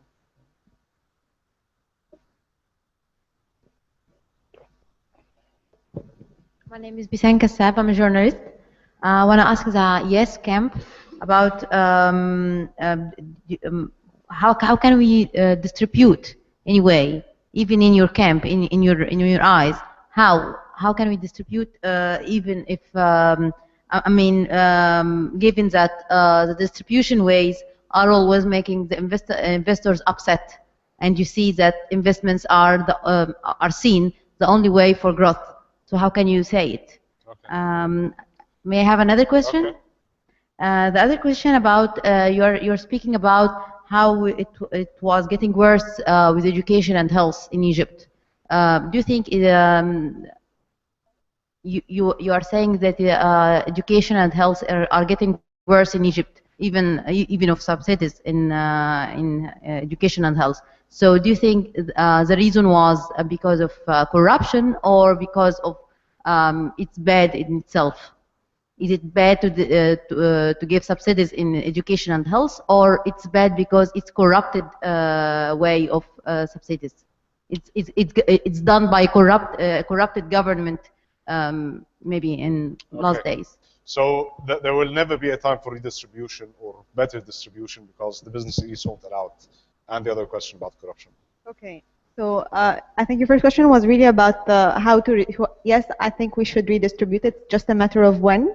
What we're saying here is that growth should come first. So we should distribute later. But you won't be allowed. I think that's the question. You won't be allowed to because of the vested interest in TV. Sorry, please. Follow up. How can you say it? By what means will you do it? Whenever you try somehow, investors will get upset, and it's anti growth anyway. Okay. Okay. Okay. Okay. Go ahead. I'm a little concerned that we're going down a slippery slope here. Look, we're not talking about redistribution. Investors create jobs. That's why we want investment. And those jobs are for people who are currently unemployed.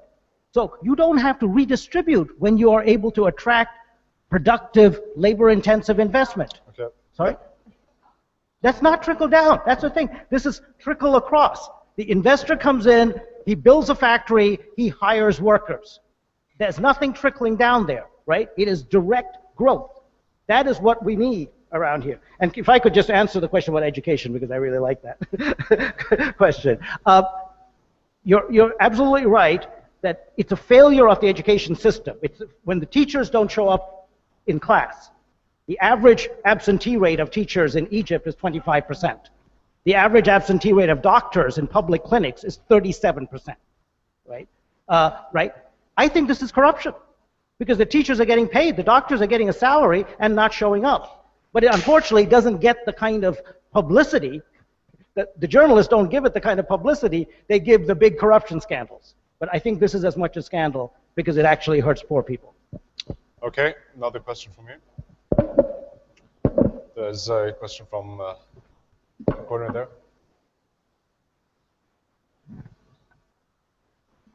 Okay, my question to Shanta.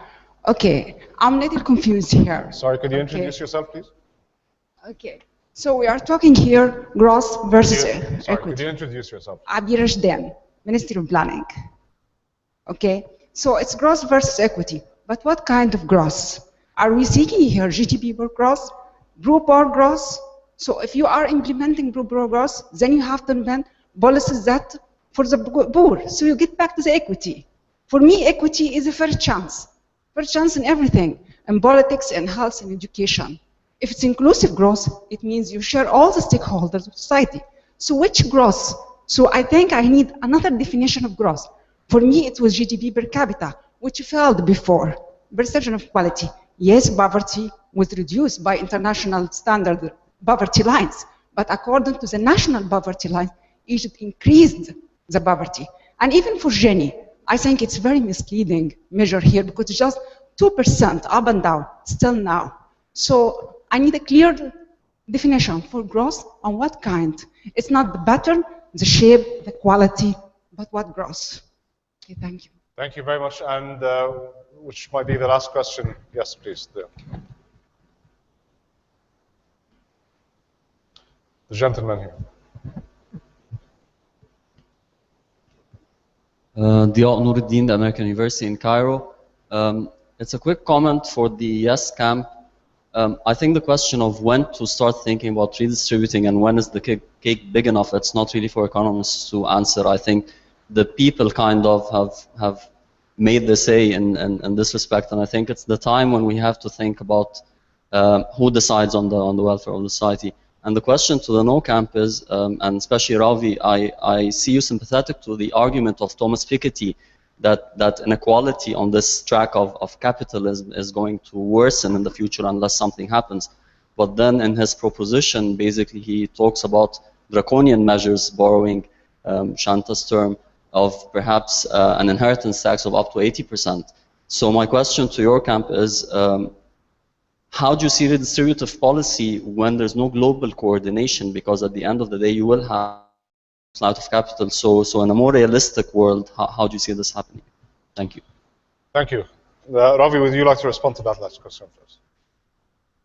Yes, thank you. So I think the Piketty book has, of course, raised a lot of discussion in a lot of ways, and some of us who are generally supportive of Piketty may not fully support all of his detailed arguments and so on. And I think the global inheritance, the global wealth tax, is one of those points where some of us may differ, not in terms of the broad concept, but in terms of the practicality of doing it.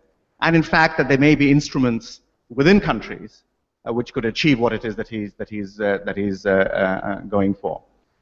So I would say that again, my suggestion that we look much more carefully at the estate tax, at property taxation within countries, would address some of Piketty's points without us getting into a global coordination set of issues. Now, of course, I'm fully aware that if you have tax on financial assets, then those assets can indeed move abroad and do this, that, and the other.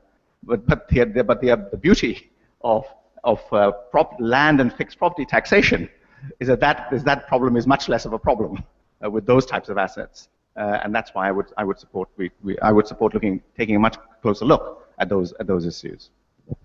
Thank you, Hoda.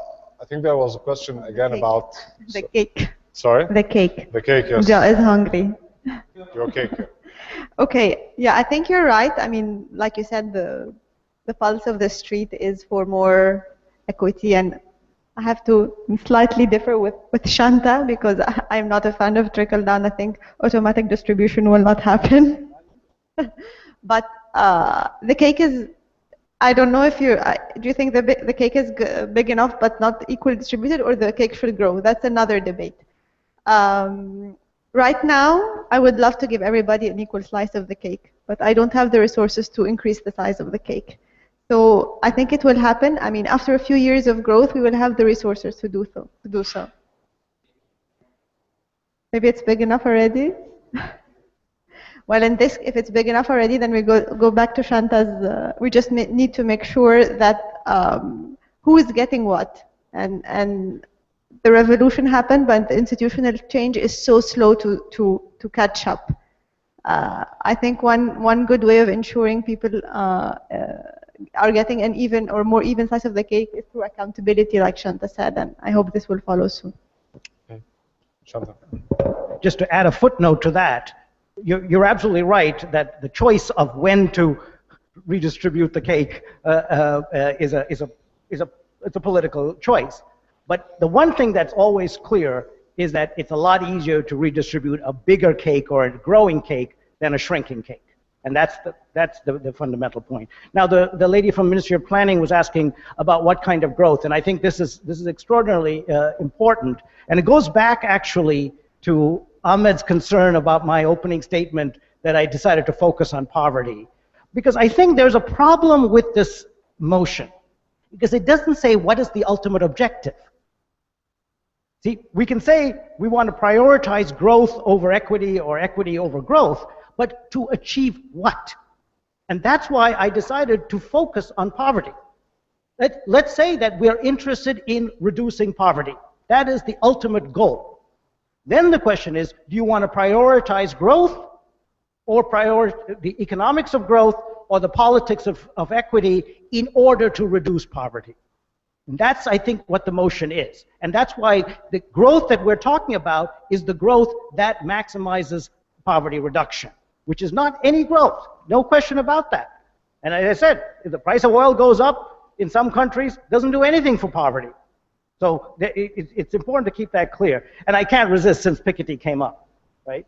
Remember, the fundamental equation of the Piketty book is R is greater than G. The rate of return to capital is greater than the growth rate of the economy. And all of the horrible things that he describes that happen is when R is greater than G. Well, guess what? What if you increase G? Then the inequality switches the other way, and you don't have any of these problems. So Piketty is the greatest advocate for our position.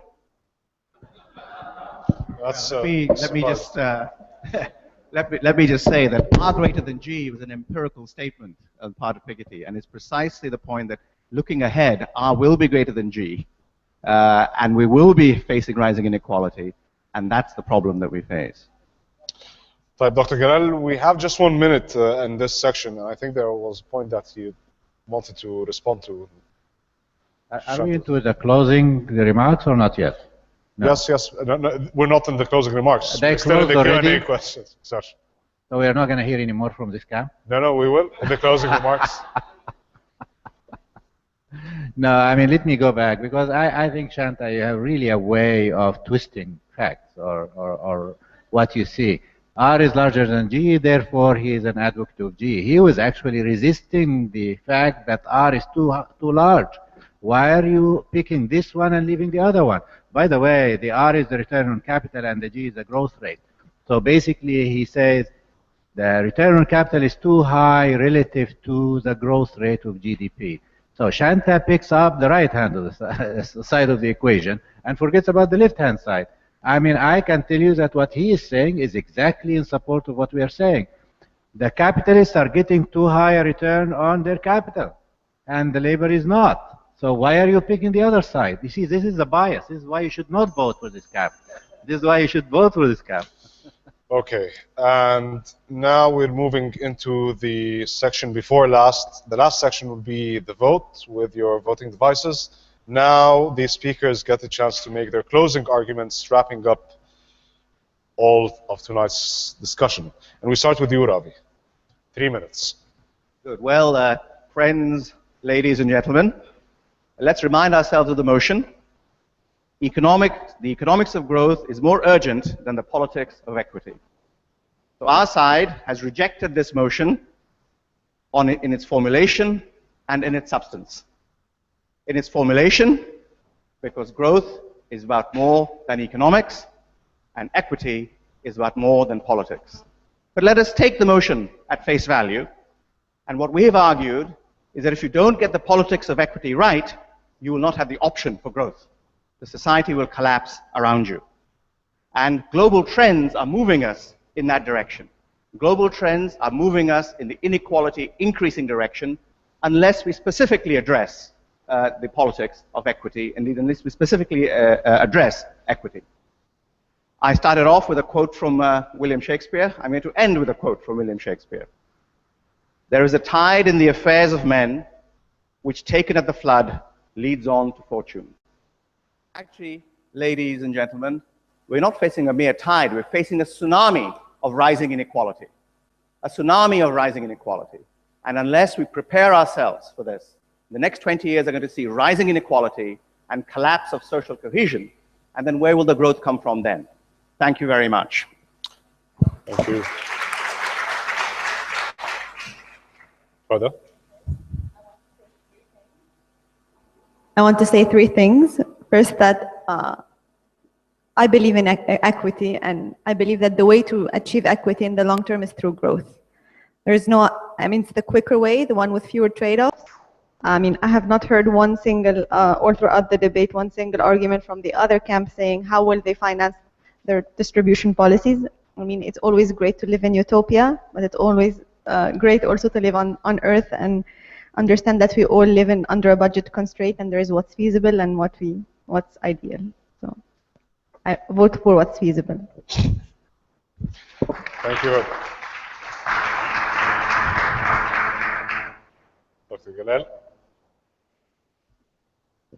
I cannot quote you Shakespeare today, but I can quote you my doorman once again, because he's a wise guy. He actually knows what's good for him and what's not. Had he been in the room, he would basically be saying, I can't wait. This motion is a motion to be rejected, period.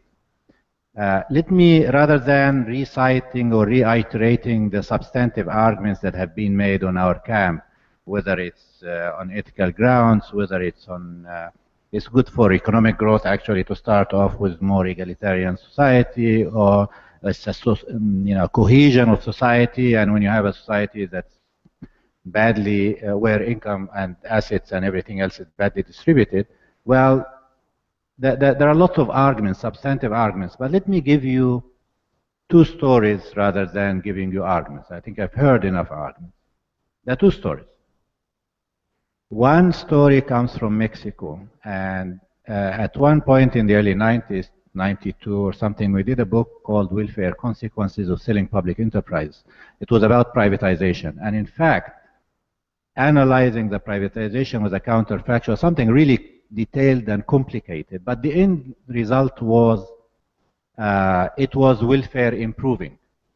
The trouble is that it was global welfare improving, where most of the benefits went to Spain, and Mexicans were worse off. So in a way, if you are an advocate of privatization and you conclude that it was welfare improving, things did improve. The question when it comes to the other side of the coin, which we hardly ever discuss, is who is getting the benefits. It turns out that Mexico is worse off. Was that a good thing for Mexico to do? And the answer is not on distributional grounds. And I don't really like policies that lead towards not just the higher efficiency, but ignore the side of distribution. And let me conclude with one story from Brazil. And it's a Copacabana, if you have been to Rio de Janeiro and you walked by the beach. The first thing the guys will tell you in the hotel, take a false watch and $20 with you when you go down to walk around. Why? Because there will be one guy from the favelas, the guys who are living up there, who will come down, and if you don't give him something, you're going to be stabbed. So you are safer as a person, as an individual, living in a society where there is not one group or a large number of people who feel disenfranchised, unhappy, society is not treating them well, issues of equity and distribution are not in town. This is a sign that this society is not going to be a good society, a lasting society. If you agree with me, say no to the motion and we will all be a happy family. Thank you.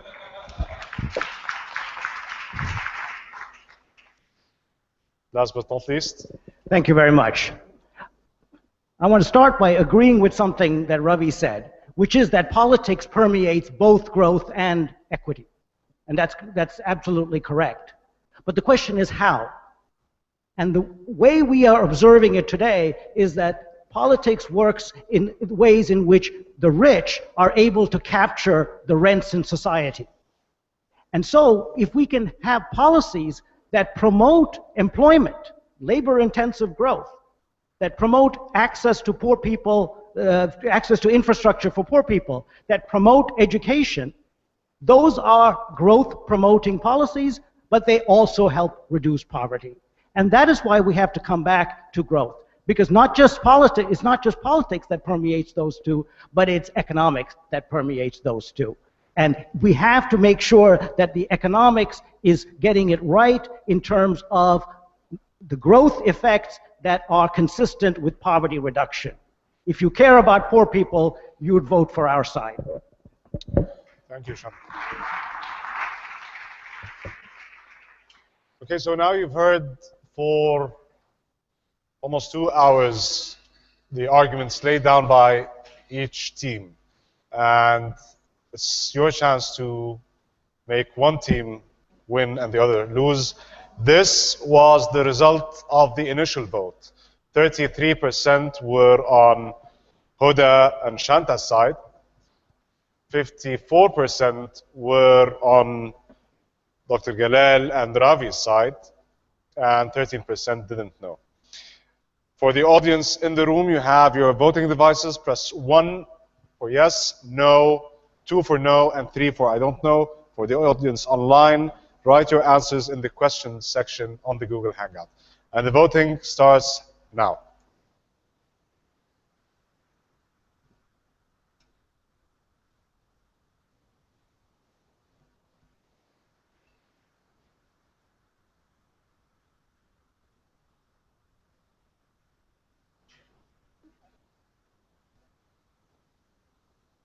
Wow.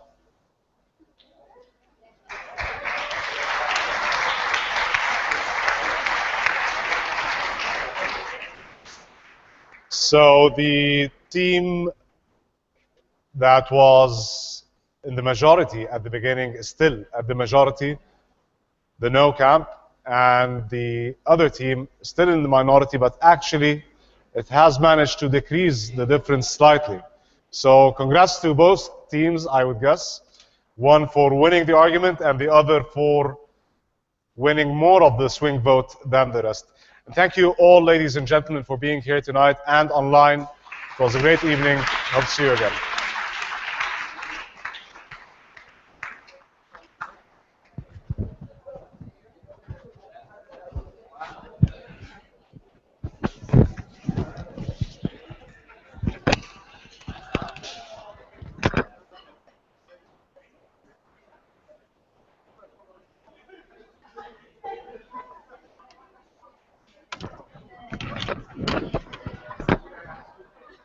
لو حلوين الاودينس دول تقولي نمراتهم. الله يخليك يا سيدي. ما كان معقول الموضوع؟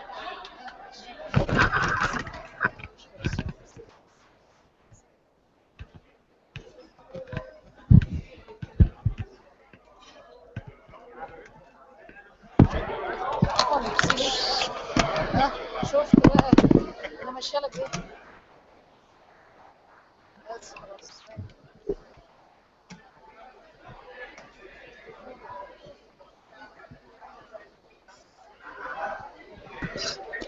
Thanks everyone online for joining us. This session will be broadcast on YouTube and on the developmentideas.info website.